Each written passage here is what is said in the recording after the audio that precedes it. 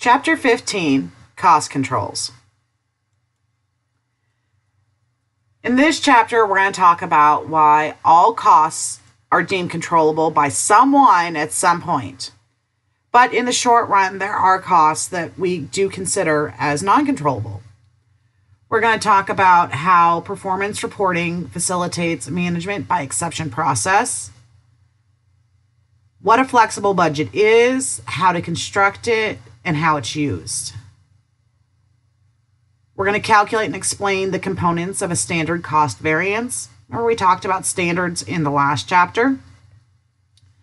We're going to name and compare the specific variances assigned to different product inputs. And we're going to analyze and explain how the control of fixed overhead variances and that of cost variances actually differ. We're going to illustrate the alternative methods of accounting for variances and demonstrate how the operating results of segments of an organization can be reported most meaningfully. We're going to explain and compare how return on investment and residual income are used to evaluate investment center performance, and we'll explain some of the benefits of a balanced scorecard.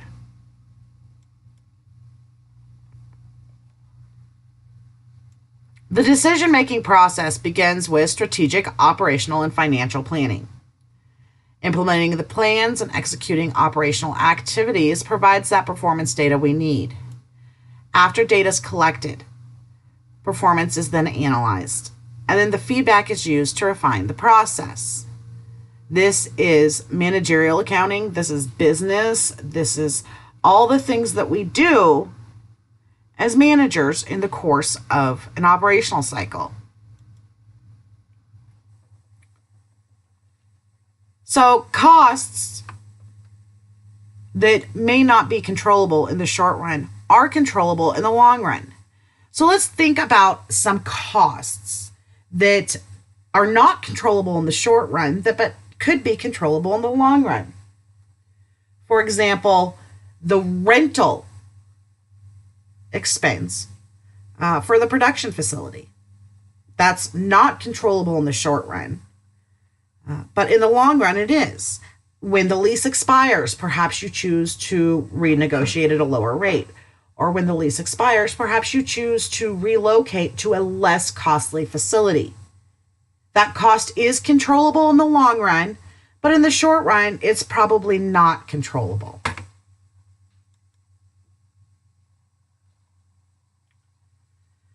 Looking at performance reports, many of the times what we will do is we will look at a variance. A variance for an activity equals the budgeted amount less the actual amount. So this is what we expected, this is what incurred. That's going to give us the variance. When it is favorable, that's when, for example, actual revenues exceed budgeted revenues, or actual costs are less than budgeted costs. Unfavorable variances occur when actual revenues are less than the budgeted revenues and actual costs are greater than the budgeted costs. This is just general favorable, unfavorable, nothing else taken into account. When a variance occurs, specifically if it is a material variance, it is significant. We're going to go to why. What is the explanation? Even with a favorable variance, because it may be something that we might be able to replicate in the future. What allowed us to perform at a specific level?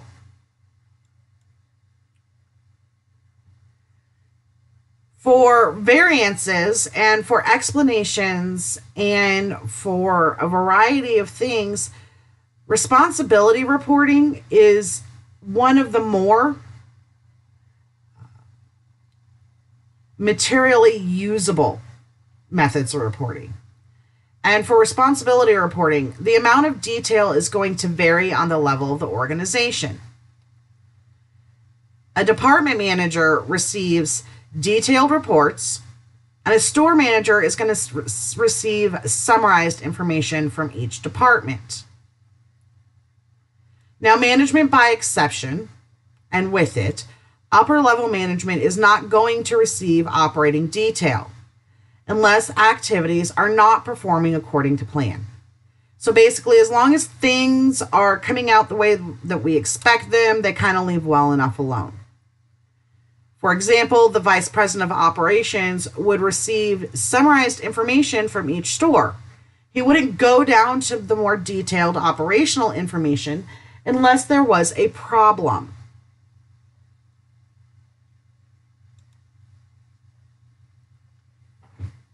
One of the best ways to determine whether or not operations is really working as effectively as expected is using a flexible budget versus a static budget. So a static budget just says we expect sales of this, and these are the numbers based off those sales. Flexible budgets are slightly different. What they do is they will show revenues and expenses that should have occurred at the actual level of activity that did occur. They can be prepared for any activity level within the relevant range. Flexible budgets reveal variances due to effective cost control or a lack of cost controls, and they can improve performance evaluations. To flex a budget for a different activity level, we must know how the costs behave with changes in activity levels. Total variable costs are going to change in direct proportion to changes in activities, where total fixed costs are going to remain unchanged within the relevant range. One of the really nice things about a flexible budget is that we can take, say, any level of activity. So let's look at a regular budget comparison here. So we originally budgeted unit sales at 10,000. We had actual sales at 8,000. So of course, some of our things are going to be less than expected, such as manufacturing and marketing and administration, because they're variable, and our fixed are going to remain the same. But did we actually come out as expected on a per unit basis, or were our variable expenses what they were expected to be on a unit basis as compared to this level of activity? With a static budget, we just automatically have it as favorable. This may not actually be the case. When the original budget is compared to the actual results, the cost variance really have little meaning, since the actual costs at a different activity level are going to be different than that at a budgeted level. So let's compare actual results with a flexed budget prepared at the same actual activity level. So we have the original budget here. Then we have the flexed budget. And the flexed budget is going to be based off the actual activity level. This is going to allow us to compare the budgeted costs and the actual results at the same level. So it is apples to apples. Favorable and unfavorable variances are then calculated by subtracting actual results from flex budget amounts for each activity level. A favorable variance will result when actual results are less than the flex budget. Unfavorable variances arise when actual results are greater than the flex budget. A flexible budget is prepared for the same level of activity as actually achieved to compare the budgeted costs and actual results at that same level of activity. There should be no flex in the fixed costs. Remember, those remain the same regardless of activity level. Notice the unfavorable variances because actual costs were more than the flexible budgeted costs. And if you'll remember back to, and if we can just look here real quick, manufacturing at the original budget was 30,000. Actual results were 25,500. So in an actual to original budget, we would see that as a favorable variance. When we re-perspective it to the actual unit level of activity, we realize that we had unfavorable activity.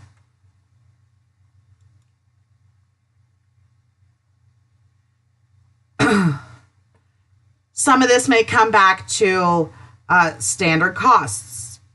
We look and we determine what standard costs are based on some carefully predetermined amounts. They're usually used for planning material, labor, and overhead requirements. They are the expected level of performance, and they're the benchmarks for measuring performance. A cost per unit of input variance is the difference between the actual price and the standard price. A quantity variance is the difference between the actual quantity and the standard quantity, that was used. The cost per unit of input variance may be referred to as price, rate, or spending variance, and the quantity variance may be referred to as a usage or an efficiency variance. When we're determining what the causation of maybe an unfavorable variance in a flex budget is, we'll go back to our standard costs and we'll look at standard to actual and see what might have been the drivers. The standard price is the amount that should have been paid for the resources that have been acquired. For the cost per unit of input variance, the actual quantity times the actual price is compared to the actual quantity times the standard price.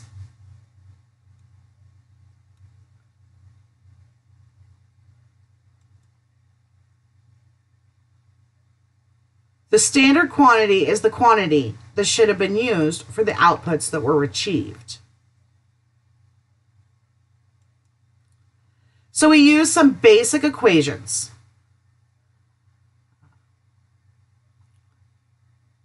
And they can be stated as AQ is AP minus SP, where AQ equals actual quantity, SP equals standard price, and AP equals actual price, and SQ equals standard quantity. The usage variance equation can be stated as SP times AQ minus SQ, where all of those same acronyms apply. So let's apply this to calculating the standard cost variances, starting with labor. Cruisers has the following direct labor standard to manufacture one boat hull.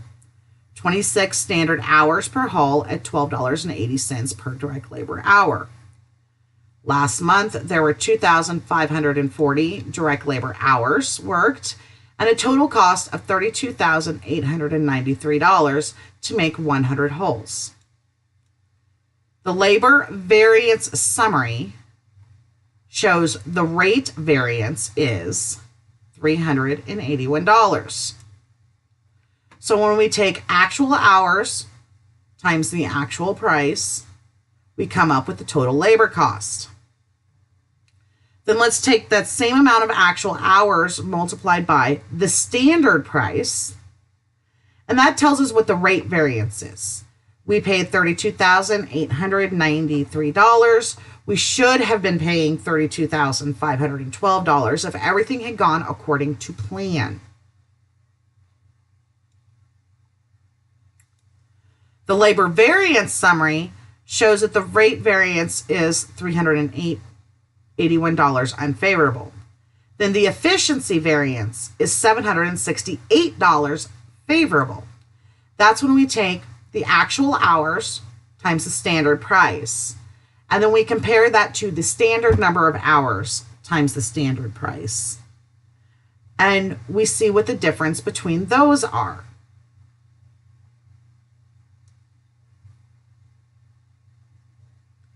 One of these can be unfavorable and the other favorable.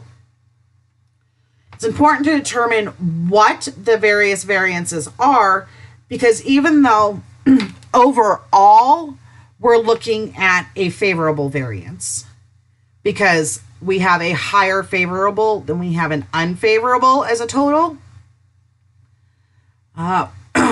We want to see where our efficiencies are and if our standards are actually set in an achievable level. When it comes down to something like the actual price, what drove the actual price to be $12.95 per hour versus $12.80 per hour? Is that something that we can control? Then we look at the standard cost variances for factors such as materials. Cruiser has the following material standards for the fiberglass cloth that's used to make the boat hulls. There's 218 yards per hull at $2.10 per yard. Last month, 22,500 yards of material were purchased and used to make 100 hulls. The total material costs were $46,126. The material variance summary shows that there's a price variance of $1,125 favorable, and then a usage variance that is $1,470 unfavorable. Now we have an actual price that is less than the standard price, but our actual quantity far exceeds what our standard quantity is. And what is the driver of that? Is it we have new employees, so we have a greater amount of waste? Was it that 5 cents difference in per yard, so maybe we ordered from a different vendor and we got a lower quality of fiberglass cloth and thus had increased waste? What are the experiences and how did we come about in these particular variances? Can they be rectified or can they be replicated depending on whether they are unfavorable or favorable? This is how all these different aspects of accounting really come into play for a decision-making purpose, for performance planning, for control, for monitoring, for ascertaining whether or not our employees are efficient, a department is efficient, whether materials from one vendor are better than materials for another. There's a lot of different things that this can drive us towards in making a different decision operationally. Now we're going to calculate the standard cost variances for the last of the variable production costs, and that is variable overhead. Cruisers had the following variable overhead standard to manufacture one boat hull. 26 standard hours per hull at $3.20 per direct labor hour. Last month, there were 2,540 hours worked to make 100 hulls, and the actual variable overhead was $8,128. The variable overhead variance summary shows a $0 spending variance, and then the efficiency side is $192 favorable. Again, this would allow us to go back to some of our assumptions, some of the things that we experienced, and determine whether or not something is replicatable or there's something that needs to be rectified.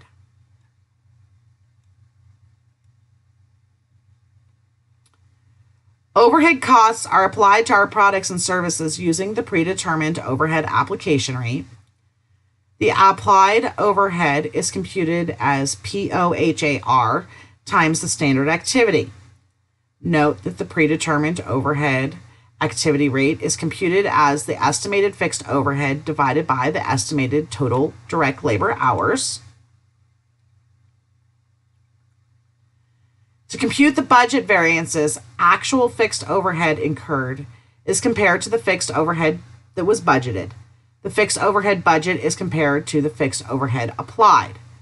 To compute the volume variance, note that POHAR equals the fixed overhead application rate, while SH equals the standard hours that are allowed. So let's look at this From Cruisers' perspective, they have the following budgeted and actual fixed overhead information for the year. Planned production equals 300,000 hours, 1,250 units times 240 hours per unit.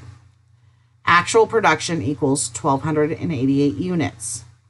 Estimated fixed overhead equals 3,240,000. Actual fixed overhead equals 3,327,500. Standard hours equals 309,120. That's 1,288 units times 240 hours per unit. The predetermined overhead rate equals $10.80 per hour. That's the 3.24 million divided by 300,000 hours. The budget variance is 87,500, unfavorable. And the volume variance is 98,496, unfavorable.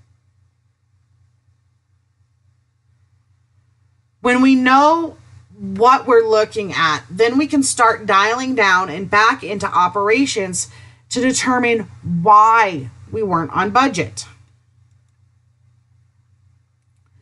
A budget variance results from paying more or less than expected for the overhead items, where a volume variance results from operating at an activity level that's different from that of the planned activity level. Usually, if the net total of all the favorable and unfavorable variance is not significant relative to the total of all production costs incurred during the period, the net variance is then included with the cost of goods sold in the income statement. If the net variance is significant relative to total production costs, it may then be allocated between inventories and the cost of goods sold in proportion to the standard costs included in these inventories and costs of goods sold. On the other hand, if the standards represent currently unattainable targets, then a net unfavorable variance can be interpreted as a cost of production inefficiencies that should be recognized as a cost in the current period.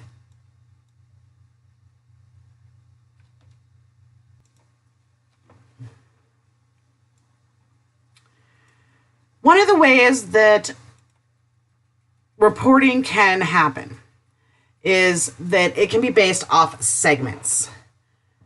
A segment of an organization can be a division, it can be a product line, it can be a sales territory, or some other type of organizational unit depending upon the company. Management often will report company results by segment in such a way that the total income for each segment equals the total net income for the company. So, for example, let's assume that Cruisers Incorporated has 3 divisions. One is sales boats, one is motor boats, and one is their repair parts division. They report the following sales, variable expenses, fixed expenses, and operating income for a recent quarter. Operating income for the company is $38,000. So this is a positive number. The operating income or loss for the divisions include the sailboat division at $28,000 of operating income, the motorboat division at $16,000 of operating income, and then the repair parts division, which is $6,000 of an operating loss. This would lead to a discussion on whether or not the repair division should be discontinued.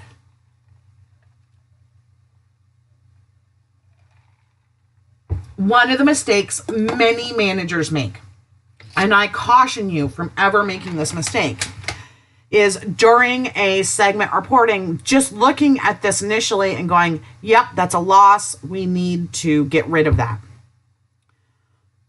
You have to dig a little bit deeper before you can really make a informed decision. And part of that is looking at the expenses that are allocated or experienced by a particular segment. For example, let's take a look at those fixed expenses. Remember, those are what they are. Direct fixed expenses are incurred within a division. Sometimes the fixed expenses as reported are the combination of direct and then common fixed expenses, which are allocated based off some type of proportion. Now, that could be in proportion to sales or something else. Common fixed expenses are incurred elsewhere, and they're going to continue to exist, whether a division continues or discontinues. An analysis of the fixed expenses here shows that the direct fixed expenses for the repair parts division are $30,000, and then there's common expenses, which will continue to exist, of $16,000. This is how their $46,000 breaks apart.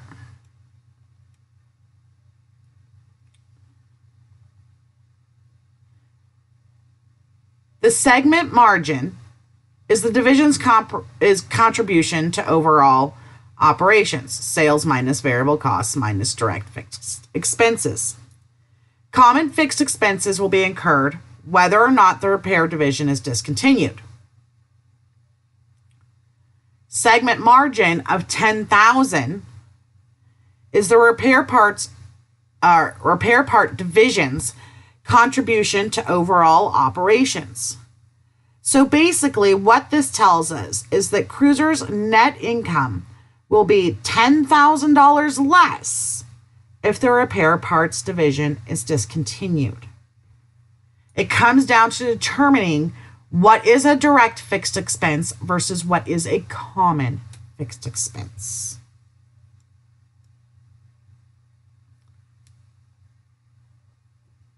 Now, some of the different ways that a segment can be referred to, it could be the responsibility center, it could be a cost center, or it could be an investment center. A responsibility center is an element of an organization over which the manager has been assigned responsibility and authority and for which performance is evaluated. Where a cost center is a business section that has no control over the incurrence of costs.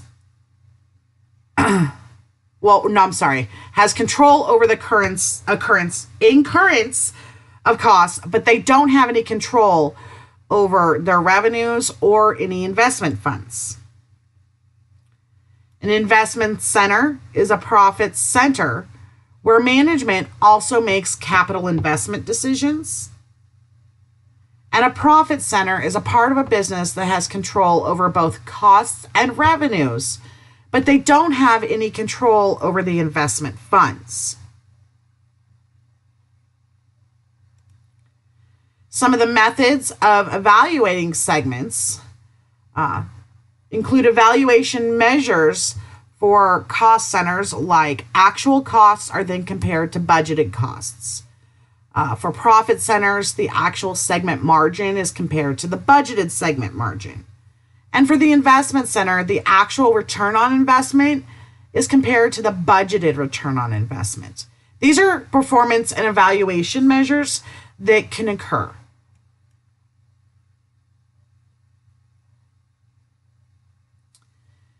ROI, or return on investment, is the ratio of the segment margin to the investment used to generate that segment margin.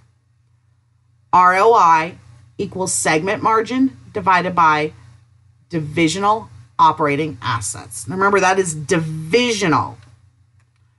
Or we could also say that ROI equals margin, segment margin divided by sales, times turnover, sales divided by operating assets.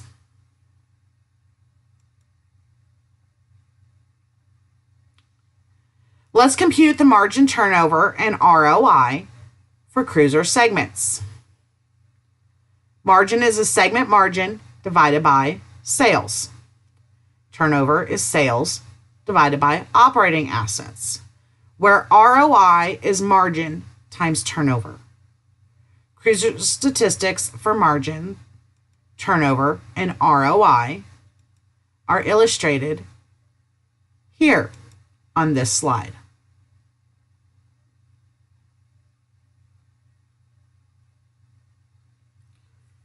Looking at this, the ROI from the repair parts division, which when we first looked at it looked like it was a loss, maybe something we should discontinue, is actually higher than that of the motorboat division, which seemed to be doing so much better. This is where looking at the appropriate ratio analysis, the appropriate ratios, is important, and not just looking at that bottom line net income number. When we just think of income, sometimes we miss the bigger picture and the more important information. When we start applying things such as ROI to the numbers, then we can actually see where return is coming from. There are 3 basic ways to improve your ROI. You can increase your sales prices, you can decrease your expenses, or you can lower your invested capital. Some of these you may have control over, and some of these you may not. Perhaps you can increase your sales price. In your market, there may be room for you to increase your sales price. You may have more value added to your product than that of your competitor. Or you may be in a highly competitive market, and if that's the case, perhaps you cannot increase your sales price. There are only some expenses that are going to be controllable and some that you will be able to reduce. Remember, in the long run, everything is considered controllable, but in the short run, what is within the realm of your reach? And then lowering invested capital. Do you have more capital than is necessary? Another measure that is frequently used is residual income. This is a performance measure that is the result of segment margin less the required return on operating assets. Required return is your operating assets times a required ROI. So let's calculate the residual income for cruisers using the total company information. They have a segment margin of $150,000. They have a required return of $120,000. That is the $1.2 million in operating assets multiplied by a ROI of 10%. This means that they have a residual income of $30,000. Now that we've seen it from an entire company perspective, let's look at it from each of the divisions. We take that segment reporting that we have been using, and we have our operating asset amounts here. We have our segment margin here. We have our required return, that is 10% of our operating assets. And then we can calculate what the residual income is. Now there's $32,000 of residual income from the sailboat division. The motorboat division is falling short by $2,000. And the repair parts division is hitting it square on the nose and has 0 in residual income. Residual income encourages managers to make profitable investments that would be rejected by managers that are using ROI.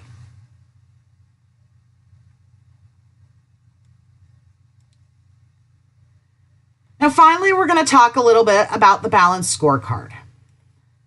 The Balanced Scorecard is an integrated set of performance measures that shows an organization's performance in meeting its responsibilities to various stakeholders, such as the employee stakeholder group and the investor stakeholder group.